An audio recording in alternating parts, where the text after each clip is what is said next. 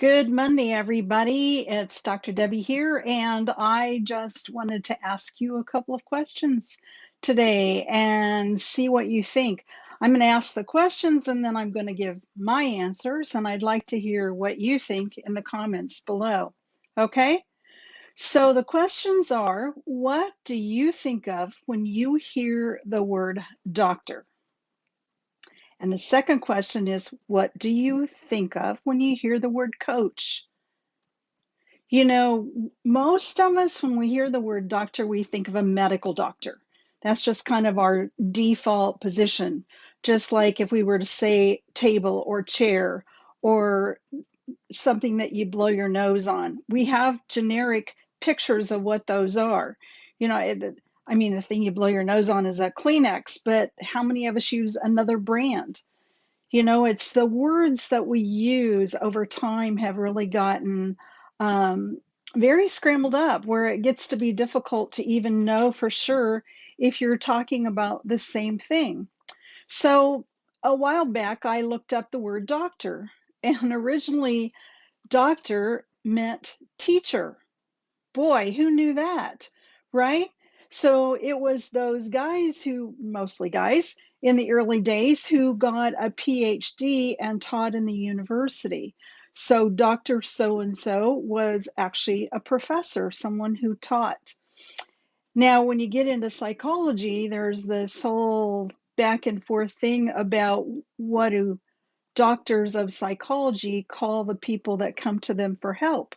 You know, I've typically called them clients, but I know a lot of people in the field of psychology that refer to the people they help as patients.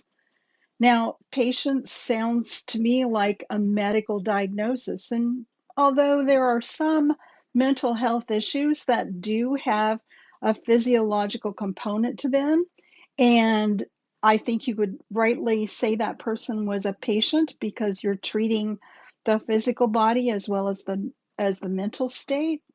But I think most of us, when we go to someone for help, most of our issues are relational. They're interpersonal in that they are between two different people or two or more different people, or they are intrapersonal, meaning that it's a relationship that a person has with themselves. Now, that's not to say that, you know, having issues cannot affect your brain chemistry, but I like the idea of starting at the root cause rather than treating the symptom, because if you are treating only the symptom, then you never get to what it is that's really going on, and it's usually something lacking in a relationship. Okay? So I was trained as a clinical psychologist, and as a clinical psychologist, I learned lots of different ways to work with people. In the beginning, I learned client-centered therapy, which was by Carl Rogers. I went through a phase where I looked at psychodynamic therapy, and then on the last thing that I looked at was emotionally focused therapy. And the last one actually really does emphasize relationships. So, an interesting way of looking at the word doctor and what that means to you with where you are today in terms of how satisfied you are with your life and your relationships, how well you regulate your emotions and function in everyday life. So, is a psychologist still a teacher? It's a good question to ask, right? So, as I have moved more into the teaching realm, I thought, well, if I still call myself doctor, that ties me to the identity of a clinical psychologist. But what about those of us who are actually teaching, the original meaning of the word doctor? And I came across the word coach, and over again, I keep hearing people say in various places, most recently in a Facebook group I'm part of, that coaching is not teaching. Well, that's kind of interesting because if you go to talk to your football coach, isn't he an expert in football? Doesn't he know the rules of the game and how the game works? And doesn't he teach his players how to play the game? And doesn't he give them feedback about how they could play better? That makes more sense to me. But that common idea now that coaching, if you're being coached by someone, they're not teaching you anything. They're asking you questions.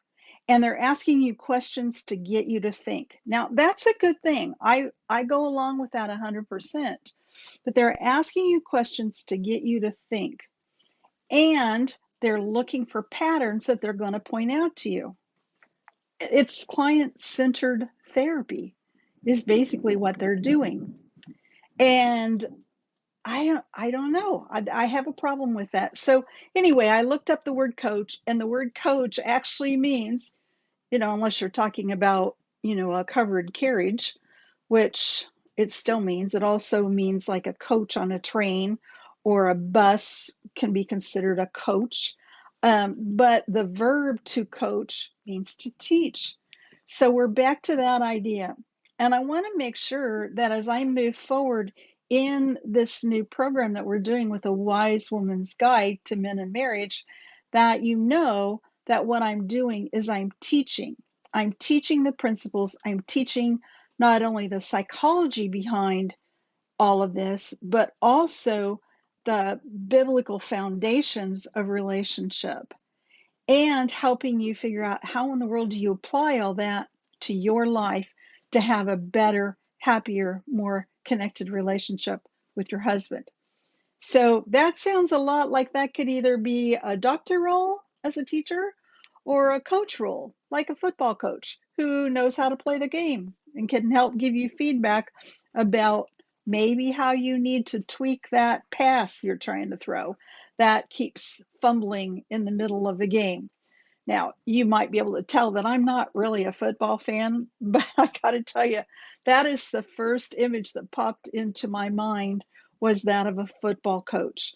So lots of other coaches, but every coach that I can think about other than life coach or relationship coach, every other kind of coach, a voice coach, a dancing coach, a gym coach, a workout coach, baseball, basketball, football, track, you name it, coaches teach.